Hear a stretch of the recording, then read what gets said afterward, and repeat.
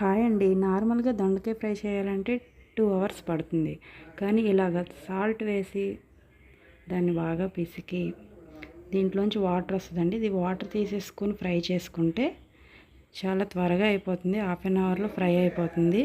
ఈ procedure follow అవ్వండి మీరు కూడా. చూడండి, చాలా త్వరగా అయిపోతుంది దొండకాయ ఫ్రై. ఈసారి నెక్స్ట్ టైం దొండకాయ ఫ్రై చేసేటప్పుడు ఇలా ట్రై చేయండి.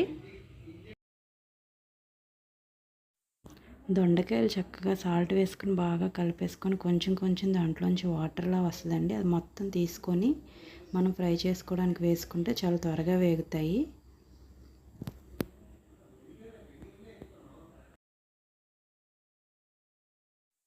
ఎంత జిగురు వస్తుందో, ఈ జిగురు వల్ల మనకి దొండకాయలు త్వరగా వేగవండి, చాలా టైం పట్టేస్తుంది.